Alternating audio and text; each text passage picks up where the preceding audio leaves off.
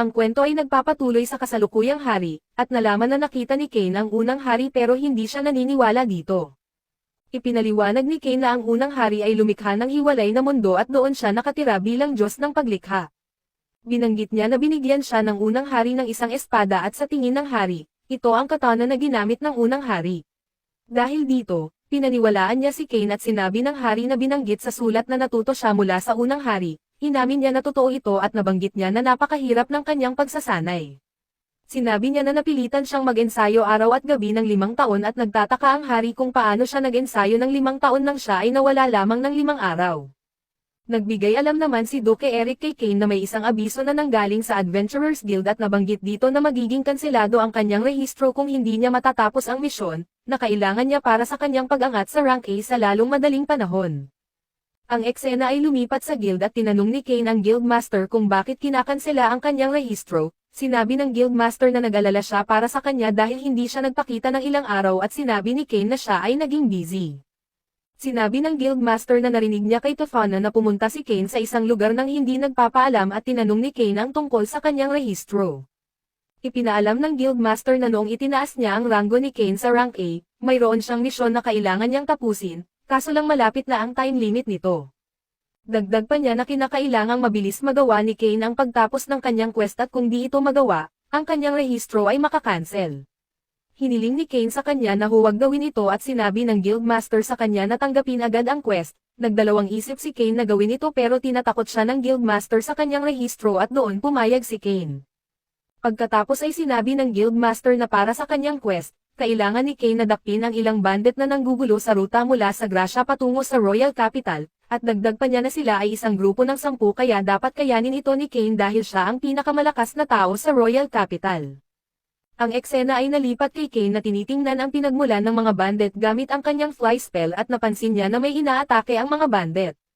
Lumapit si Kane para iligtas ang grupo at napansin niya na ang mga taong inaatake ay ang kanyang mga guro na sina Millie at Nina at kasama rin nila ang ama ni Parma. Napansin niya na nasaktan si Millie kaya inasikaso niya ito. Ipinaalam ni Kane na magbabayad ang mga bandit sa ginawa nila sa kanyang mga guro at doon madali niya lang sila na tinalo. Nagpasalamat ang ama ni Parma kay Kane para sa pagligtas sa kanila at nabanggit niya na hindi ito problema dahil nasa quest na siya para iligpit ang mga bandit na ito. Binanggit naman ni Millie at Nina, na ang mga misyon ng subjugation ay para lamang sa mga may ranggo na C-rank o mas mataas pa, at doon ipinakita ni Kane ang kanyang A-rank card na nagpagulat sa kanila. Nabanggit niya na may ilang bagay na nangyari at na-promote siya sa A-rank at nagtataka ang ama ni Parma kung ano ang gagawin nila sa mga nahuling bandit. Sinabi ni Kane na pwede nilang iwan ang mga bandit sa kanya dahil siya ay A-rank, at ang eksena ay lumipat kay Kane na humihila ng mga bandit sa pamamagitan ng isang karwahe. Tumigil sila sa tindahan ni Tammany at nagpasalamat ang ama ni Parma kay Kane para sa paghatid sa kanya sa bahay. Nagtataka si Parma kung sino ang mga tao sa kulungan at sinabi ni Kane na ang mga ito ay ilang bandit na kanyang nahuli. Hindi makapaniwala si Parma na nagtatrabaho ng mabuti si Kane kahit sa kanyang day off mula sa paaralan at binanggit rin ni Kane na dapat may trabaho rin siya sa kanyang pagiging baron. Hindi makapaniwala si Millie at Nina na baron na si Kane, at sinabi ni Millie na hindi dapat siya magsalita sa kanya na parang matandang kaibigan. Binanggit ni Kane na okay lang ito dahil siya pa rin ang kanyang guro at sinabi ni Millie na marami nang pinagbago si Kane sa mga nakaraang taon. Nagpaalam si Kane na kailangan niya ngayong magulat sa guild at umalis siya. Sumunod si Millie at Nina sa kanya, dahil kailangan din nilang pumunta sa guild. Ang eksena ay naglipat kay Kane na nagpapabatid kay Risha na natapos na niya ang kanyang quest at sinabi ni Risha na ipapaalam niya ito sa guildmaster. Ang mga dating bully na mga lalaki ay nagsimula na namang mangasar kay Millie at Nina at mabilis na pumagitna si Kane, kilala siya nila bilang ang taong bumugbog sa kanila noong huling pagkakataon at umurong sila. Dumating si Claude at nabanggit niya na karamihan sa mga adventurer ay nahihirapan sa grupo na iyon. Sinabi ni Kane na pinoprotektahan lang niya ang kanyang mga kaibigan at napansin ni Claude na ang mga kaibigan ni Kane ay sina Millie at Nina. Nagtataka si Kane kung paano nagkakakilala ang apat sa kanila at sinabi ni Claude na si Millie ay ang kanyang nakababatang kapatid. Dagdag pa niya na nagulat siya na kilala ni Kane sila at ipinaliwanag ni Millie na sila ang mga tutor ni Kane noong siya ay 5 taon pa lang. Sinabi ni Claude na ang muling pagkikita na ito ay dapat ipagdiwang sa inumin at ang eksena ay naglipat sa kanilang pag-iinuman. Tinanong ni Claude sa kanila kung bakit sila magkasama at ipinaliwanag ni Millie na niligtas sila ni Kane mula sa mga bandit nang sila ay nasa isang misyon. Ipinahayag ni Nina na rank A na si Kane at hindi makapaniwala si Claude. Iniisip niya na hindi siya dapat magulat, alam niya kung gaano kalakas si Kane at binanggit niya na siya lang ang estudyante na nakasabay sa kanya noong mga pagsusulit. Nagulat si Millie na nalaman na nakasabay ni Kane ang kanyang kapatid at sinabi ni Nina na si Kane ay may sarili na siyang lupa bilang baron. Hindi makapaniwala sina Claude at Lena na baron si Kane at hiniling ni Claude na huwag siyang singilin sa pangmamaliit niya sa isang noble dahil sa pagiging bastos niya dito. Binanggit ni Kane na hindi niya gagawin at tinanong siya ni Millie kung paano siya naging ganito kalakas. Sa isip ni Kane, hindi niya masasabi na nag-training siya kasama ang mga Diyos at doon ipinahayag ni Millie na patuloy siyang pumapatay ng mga halimaw katulad ng pulang dragon mula noong siya ay bata pa. Nagulat si Claude na marinig ito at dagdag pa ni Millie at Nina na binigyan din sila ni Kane ng isang magic bag. Tinanong sila ni Lena kung magkano ang kaya nitong ipasok at sinabi ni Millie na hindi niya alam pero hindi pa ito napupuno. Tinanong ni Lena si Kane kung saan galing ang mga magic bag at sinagot ni Kane na siya ang gumawa nito.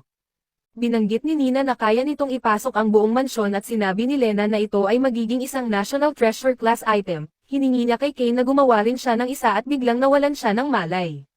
Sinabi ni Claude na hindi sanay si Lena sa pag-inom at binanggit niya na hindi na niya ito matatandaan bukas.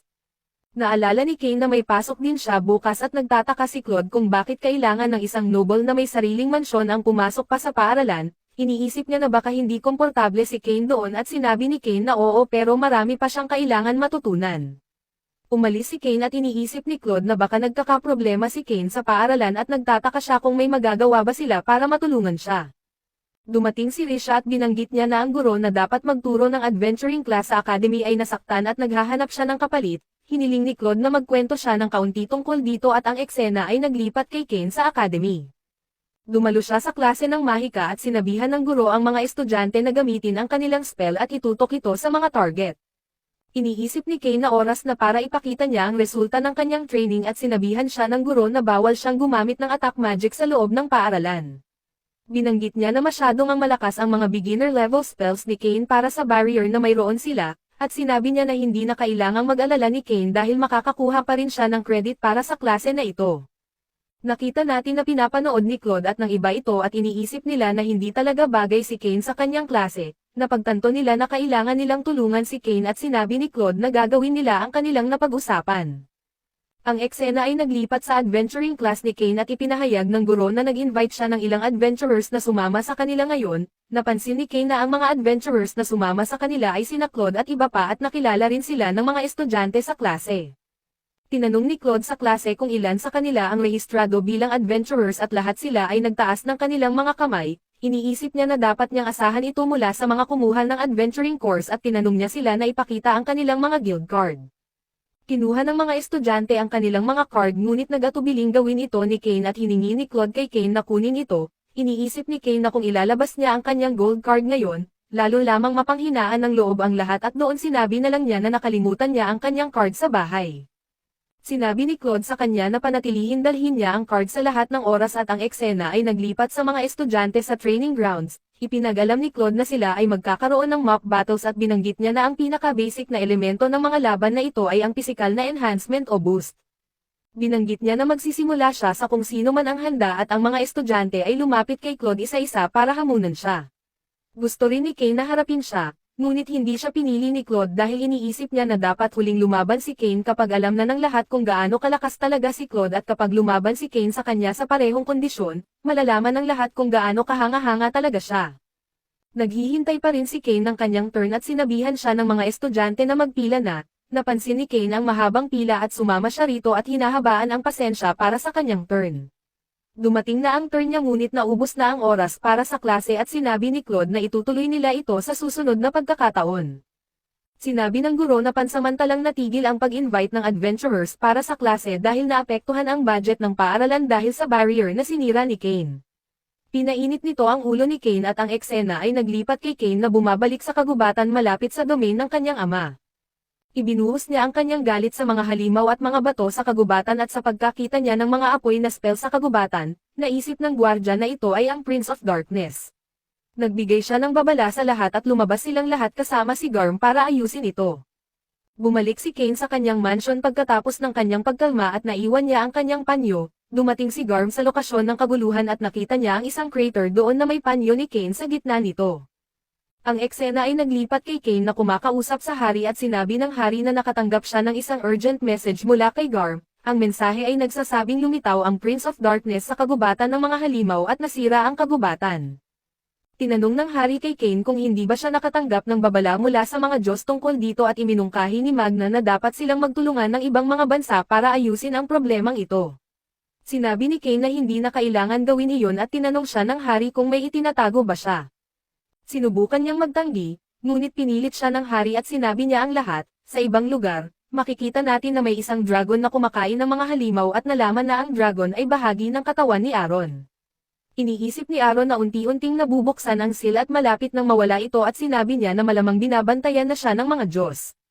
Ang eksena ay naglipat kay Garms na sinasabihan si Kane matapos ipakita sa kanya ang kanyang panyo at sinabi niyang dapat itigil ni Kane ang pag-abala sa kanya ng ganito. At dito na rin natatapos ang ating recap. Maraming salamat sa inyong panonood hanggang sa muli.